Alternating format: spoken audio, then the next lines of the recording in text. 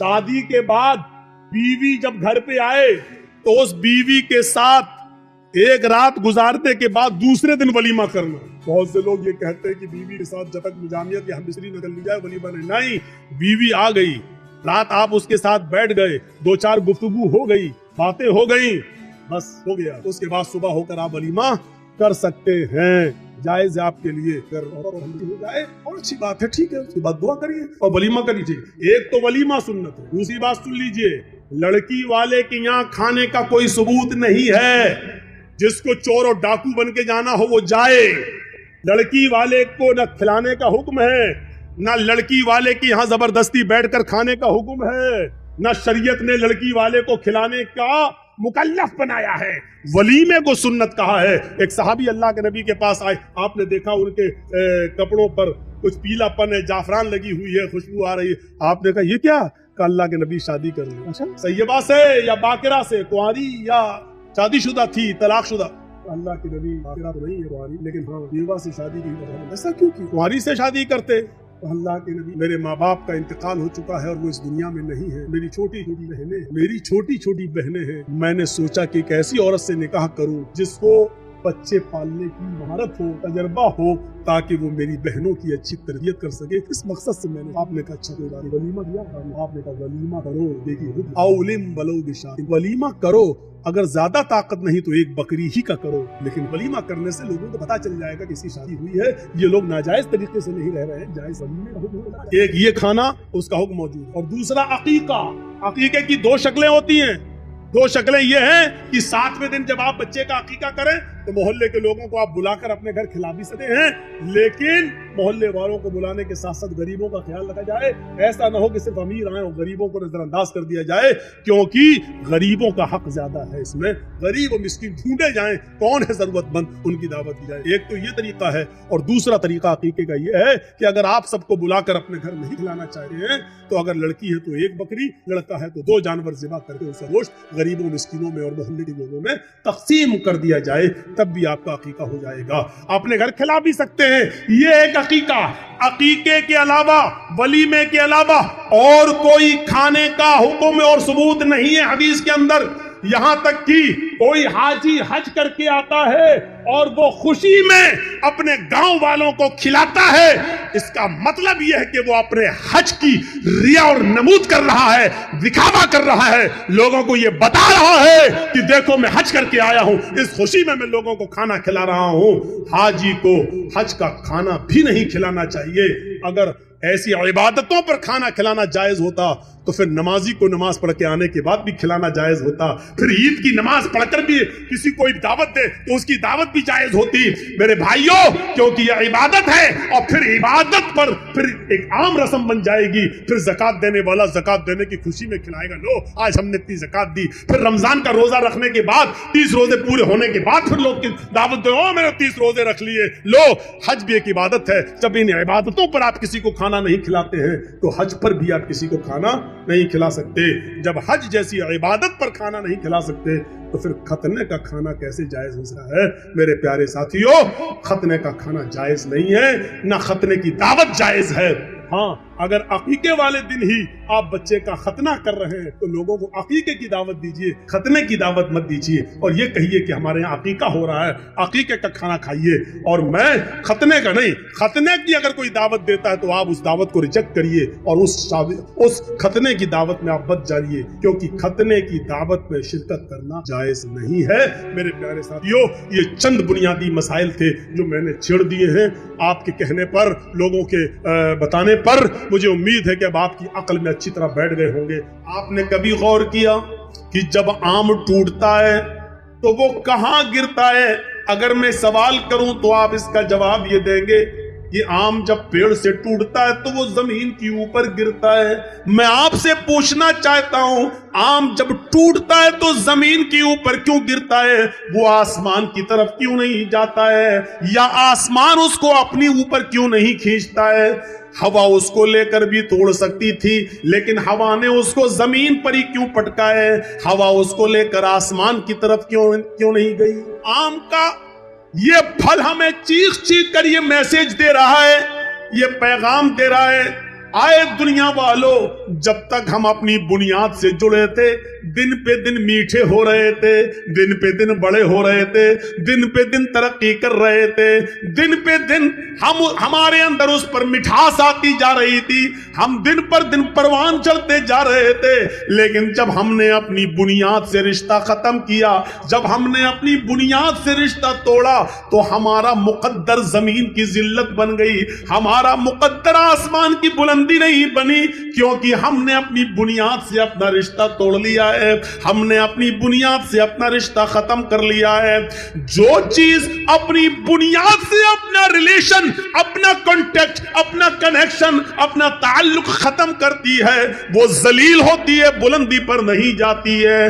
आम जब तक अपनी बुनियाद से चिपका था, छोटा सा था, धीरे धीरे बड़ा होता जा रहा है, खट्टा था, धीरे धीरे उसमें मिठास आती जा रही है, हरा था, धीरे धीरे येलो कलर में बदलता जा रहा था। क्यों? क्योंकि वो अपनी बुनियाद से जुड़ा हुआ था। लेकिन जब उसने अपनी बुनियाद से अपना कनेक्शन खत्म किया, अपना रिश्ता तोड़ा, तो फिर वो जमीन के ऊपर आया, फिर वो जमीन के ऊपर गिरा, और जमीन पर घूमने वाले छोटे छोटे बच्चे उस पर झपट पड़े और उसको चीर दिया, आम को फाड़ दिया, आम को, और उसको खा गए, लुकमा बना लिया।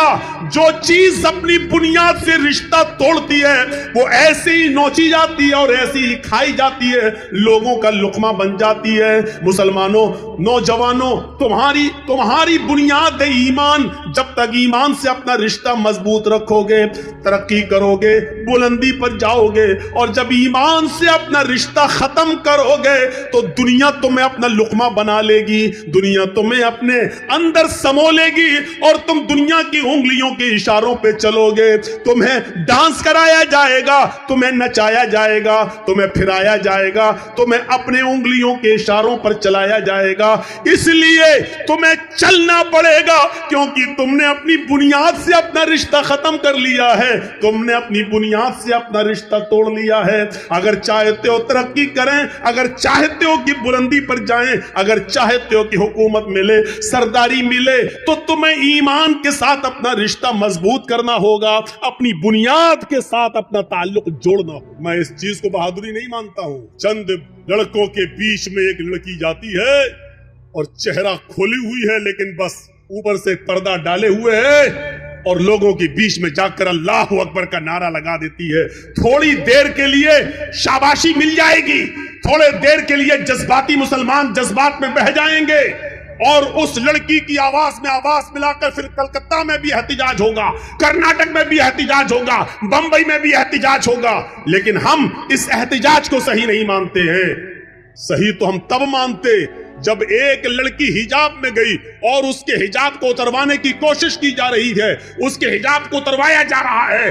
उसके इस हिजाब के उतरवाने की कैफियत को देखकर हम जितने भी मुसलमान हैं और जितने भी मुसलमान बहनें और माएं और बेटियां हैं, इनको इतना गुस्सा आ जाना चाहिए कि अब हमारे जिस्म से इन कमबख्तों ने हिजाब उतरवाने का प्लान बनाया है। आज से हम हिजाब जिद में पहनकर जाएंगे, हम अपने घरों से हिजाब की हिफाजत करेंगे। देखें कौन है जो हमसे हमारा हिजाब नोच सके और उठा सके। अगर उस लड़की के हिम्मत और बहादुरी और हौसले को सलाम कहना था, तो इन तमाम औरतों को उस दिन के बाद से हिजाब पहनना शुरू कर देना चाहिए था। अगर ये सारी हिंदुस्तान की औरतें हिजाब पहनना शुरू कर दें, बुर्का ओढ़ना शुरू कर दें, चेहरा छिपाना शुरू कर दें, देख लीजिए डिबेट कितनी जल्दी बंद हो जाएगी, और फिर कोई आदमी हिजाब पर फिर पाबंदी नहीं लगाएगा, क्योंकि वो जान जाएगा कि अब मुसलमान एक जख्मी शेर की तरह है। इसकी एक औरत से अगर हिजाब उतरवाया तो ये सारी की सारी औरतें हिजाब पहनने वाली बन जाती हैं। तो इसलिए इसको छेड़ो ही मत। ये होना ये चाहिए था, लेकिन हुआ ये कि हम एहतिजाज कर रहे हैं, और चुनाव के बाद 10 मार्च के बाद यह एहतिजाज बंद हो जाएगा। क्यों? क्योंकि इसको चुनाव के लिए लाया जाता है, और ये सब बार बार उठेगा, और जब भी चुनाव आएगा इस तरीके के मुद्दे उठेंगे, क्योंकि इससे हिंदू और मुसलमान दोनों का ध्रुवीकरण किया जाता है। हम इस साजिश को नहीं समझ पाते हैं। हमारे अंदर ईमान कितना है ये हमें अंदाजा लगाना चाहिए। आपने एक पतंग को देखा होगा, पतंग उड़ती है, क्यों उड़ती है? हमने उस पतंग को उड़ाया, आगे बढ़ी, हमने ढील दी, वो और आगे बढ़ी, हमने और ढील दी, हल्का सा इशारा किया, फिर ढील दी, वो और आगे बढ़ी। हवा उसको बुलंदी पर ले जा रही है। वो पतंग बुलंदी पर क्यों पहुंची? कौन लेके गया? हवा। लेकिन थोड़ी देर के बाद आप देखते हैं दूसरी पतंग आती है और इस पतंग की डोर को काट देती है, इसके धागे को, मांझे को काट देती है। मैं कहता हूं हवा तो वही है जो अभी उस पतंग को ऊपर लेके जा रही थी, लेकिन जब उस पतंग की डोर कटती है तो फिर हवा उस पतंग को ऊपर लेकर क्यों नहीं जाती? अभी पतंग ऊपर लेकर जा रही थी, लेकिन अभी हवा उस पतंग को ऊपर लेके जा रही थी, लेकिन जब पतंग की डोर कटती है तो फिर वो हवा उस पतंग को ऊपर नहीं ले जाती है, बल्कि उसको जमीन पर आना पड़ता है। वही पतंग जो अभी ऊपर उड़ रही थी अब डोर से रिश्ता तोड़ती है तो वो हिचकोले खाते हुए, जंपिंग करते हुए, कूला मंडियां खाते हुए वो जमीन पर गिरती है। और जमीन पर भी फिर वही हाल होता है। छिछोरे लड़के, अनपढ़ लड़के, मोहल्ले के अंदर जिनको स्कूलों कॉलेजों में जाने की फुर्सत ना हो, ऐसे छिछोरे लड़के उस पतंग के ऊपर टूट पड़ते हैं और उसकी छीना झपटी करके उसके टुकड़े टुकड़े कर देते हैं। ये पतंग जो आसमान की बुलंदी को छू रही थी, इसलिए क्योंकि वो अपनी बुनियाद से जुड़ी हुई थी, अपनी डोर से रिश्ता मजबूत की हुई थी, बुलंदी पर जा रही थी। लेकिन जब उसकी डोर को, उसके धागे को काट दिया गया, उसके बुनियाद से को तोड़ दिया गया, तो फिर वो पतंग फिर एक बालिश भी ऊपर नहीं जा सकी। फिर वो कुला मंडियां खाते हुए, जंपिंग करते हुए जमीन की ऊपर आती है, जमीन पर आती है और गिरती है, और जमीन पर बैठे हुए लड़के उस पतंग को फाड़ देते हैं, लूट लेते हैं। एक पतंग पर 20 लड़के गिर पड़ते हैं कि हमें मिल जाए, हमें मिल जाए, और छीना झपटी में उस पतंग के पर खच्चे उड़ जाते हैं। वो पतंग जमीन पर क्यों आई? पतंग का डोर से कटकर जमीन पे गिरना हमें यह मैसेज दे रहा है कि पतंग ने अपनी डोर से अपना रिश्ता तोड़ लिया है। जब इसने अपनी बुनियाद से रिश्ता, कनेक्शन खत्म कर लिया है तो अब बुलंदी नहीं मिलेगी, आसमान की ऊंचाई नहीं मिलेगी। अब बुनियाद से रिश्ता खत्म करने के बाद जमीन पर आना पड़ेगा। जिल्लत उसका मस्कन बनेगी, जिल्लत उसका मुकद्दर बनेगी। अब वो बुलंदी पर नहीं जा सकती है, क्योंकि बुनियाद से उसने अपना रिश्ता तोड़ा है। मुसलमानों, जब तक तुम कुरान से, ईमान से अपने रिश्ते को मजबूत रखोगे, बुलंदी करोगे, अल्लाह की कसम ऊपर जाओगे, अल्लाह की कसम इज्जत मिलेगी। वो भेड़ों बकरियों को चराने वालों को इज्जत किसने दी है? इसी कुरान ने दी है। वो उमर जो कभी कोई गुस्सा बर्दाश्त नहीं करते थे, वो उमर जो जनाब मोहम्मद रसूलुल्लाह सल्लल्लाहु अलैहि वसल्लम की गर्दन भी उड़ाने के लिए निकले थे, उस उमर को 22 लाख मुरब्बा मील का हुक्मरान किसने बनाया? उस उमर को इतनी बड़ी जमीन की मिल्कियत किसने अता फरमाई है? इतना बड़ा बादशाह, इतना बड़ा हाकिम किसने बनाया है? 22 लाख मुरब्बा मील पर हुकूमत किसने की? हजरत उमर ने। हजरत उमर फारूक को हुक्मरान बनाया तो इसी कुरान करीम की दावत ने, इसी कुरान करीम ने, इसी ईमान के रिश्ते ने। उमर की हैसियत ईमान लाने से पहले क्या थी, लेकिन जब उमर ने ईमान से अपना रिश्ता जोड़ा तो तरक्की करते गए। इतनी तरक्की की कि अल्लाह के नबी को भी कहना पड़ा, लऊ कान बादी नबीयुल काना उमर, अगर मेरे बाद कोई नबी होता तो वो हजरत उमर होते। उमर ने इतनी तरक्की की कि 22 लाख मुरब्बा मील इतनी जमीन पर उन्होंने हुकूमत करके दिखाई, और इतनी शानदार हुकूमत करके दिखाई कि महात्मा गांधी को भी ये कहना पड़ा कि उमर फारूक जैसी हुकूमत अगर आज भारत के अंदर कायम हो जाए तो देश के अंदर से खून खराबा मिट जाए, देश के अंदर से खून खराबा खत्म हो जाए, अमन और शांति पैदा हो जाए। ये हमारे ईमान का हाल है। छोड़ दी कोई बात नहीं, छोड़ दी। कोई लेडीज ही उनको कह दे जो लाइट मार रही है, लाल वाली, बच्ची होगी, छोटी होगी, हरकत कर रही होगी। बैठे मेरी बात आपने अच्छी तरीके से समझ ली है। ईमान से जितना रिश्ता हमारा मजबूत होगा उतना हम आगे बढ़ेंगे, तरक्की करेंगे। इन मिसालों से अब हम समझ गए हैं कि हम जलील क्यों हैं, हम रुस्वा क्यों हैं, बदनाम क्यों हैं। इसका जवाब देने की जरूरत नहीं, क्योंकि आपके पास इसका जवाब है, आप जानते हैं इसका जवाब। اور جواب دینے میں کوئی حرج نہیں. اس کی وجہ یہ ہے کہ ہماری بنیاد کمزور ہے, ہم نے اپنی بنیاد سے اپنا رشتہ مضبوط نہیں. ایک اور مثال دیتا ہوں. ایمان جس کے اندر, یعنی ہماری بنیاد جس کے اندر جتنی مضبوط ہوگی, اس کے اندر اتنا ہی اللہ کا ڈر ہوگا, اور لوگوں کا ڈر اس کے اندر بالکل نہیں ہوگا. جو جتنا زیادہ جس کے اندر ایمان ہوگا, وہ اتنا ہی زیادہ اللہ سے ڈرے گا, اور لوگوں سے اتنا ہی زیادہ بے خوف ہوگا. کبھی آپ نے دیکھا ہے, ایک مثال پر غور کیجئے, ابھی تھانے سے ایک پولیس والا آپ کی بستی میں آ جائے, اس کو مخبری ملے کہ فلاں جگہ شراب وراب پی جاتی ہے, اور وہ آ جائے, اس کے ہاتھ میں نہ لاٹھی ہو, نہ ڈنڈا ہو, نہ پسٹل ہو, نہ بندوق ہو, لیکن وردی میں آیا ہو, اور آپ جانتے ہیں کہ یہ میرے تھانے کا پولیس ہے, تو آپ ایمانداری کے ساتھ بتائیے کہ اکیلا پولیس والا ہے, اس کے باوجود پورا محلہ, پورا گاؤں اس کے سامنے ایسے بھیگی بلی کی طرح کھڑا رہے گا. صاحب یہاں سنا ہے کہ شراب پی جاتی؟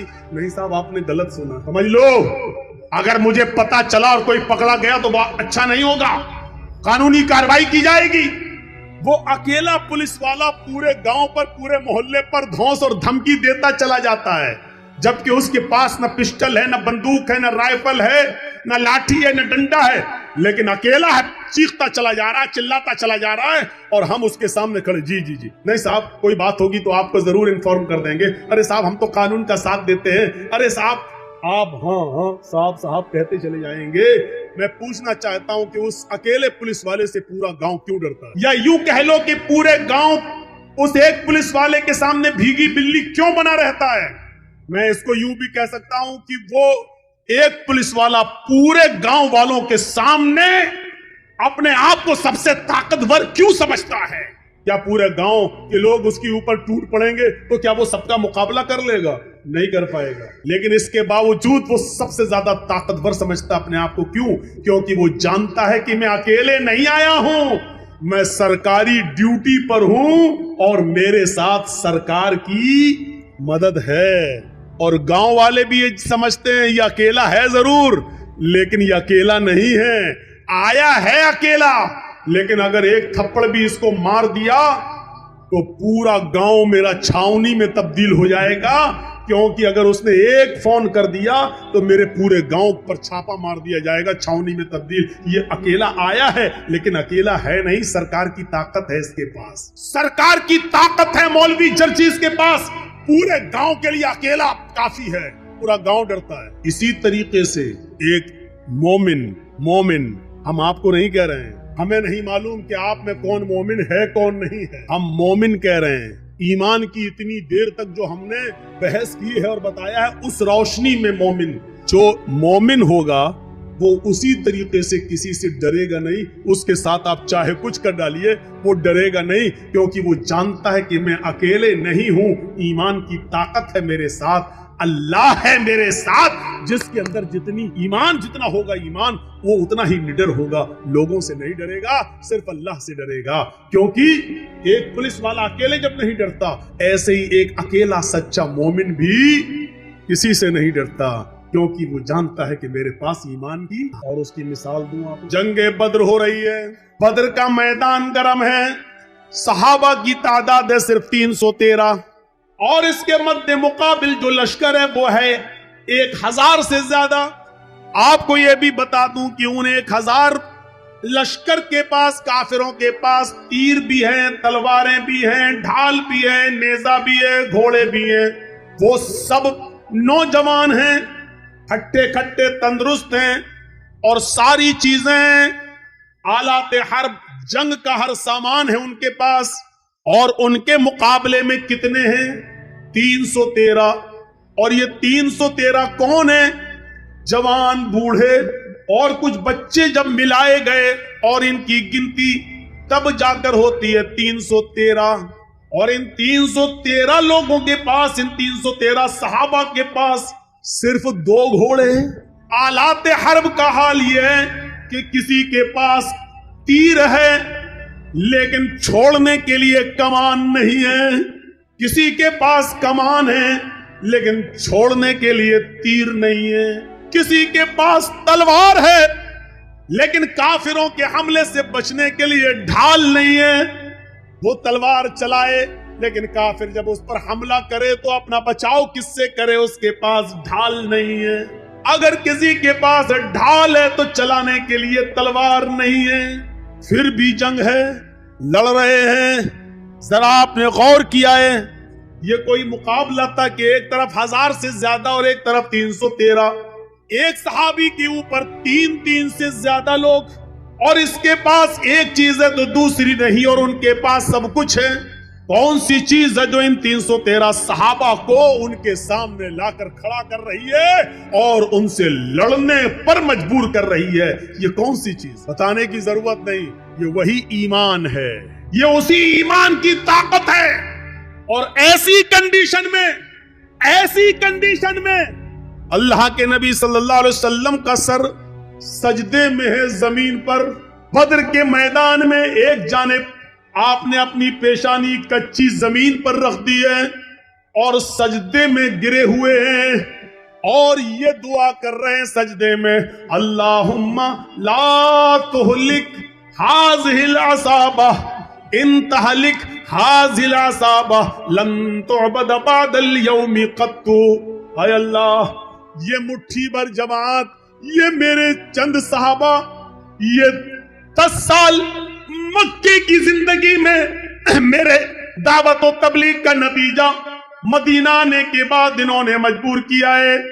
یہ میری 10 سال کی 13 سال کی یہ میری مکے کی محنت، اے میرے پروردگار، میری 13 سال مکے کی محنت کے بعد یہ 313 لوگ اسلام لائے ہیں. یہی میری جمع ہے، یہی میری پونجی ہے، یہی میرا سرمایہ ہے، یہی 13 سال کی محنت کا نتیجہ ہے جو میں نے نچوڑ کر تیرے سامنے پیش کر دیا. الہ العالمین، اگر یہ 313 مسلمان آج ہلاک ہو گئے، مجھ پر ایمان لانے والے مٹ گئے، یہ 313 اگر آج ختم ہو گئے، ان 313 کو اگر آج برباد کر دیا گیا، ان کو کافروں نے اپنے حملے میں شکست دے دی، اگر آج یہ اس دنیا سے مٹ گئے، لن تعبد بعد اليوم، اے اللہ آج کے بعد پھر کبھی تیری عبادت اس روئے زمین پر نہیں ہوگی. آج کے بعد پھر کوئی اللہ اللہ کہنے والا نہ ہوگا. آج کے بعد پھر اس زمین پر کبھی سجدہ نہ کیا جائے گا. اللہ اکبر کی ندا آج کے بعد نہیں آئے گی.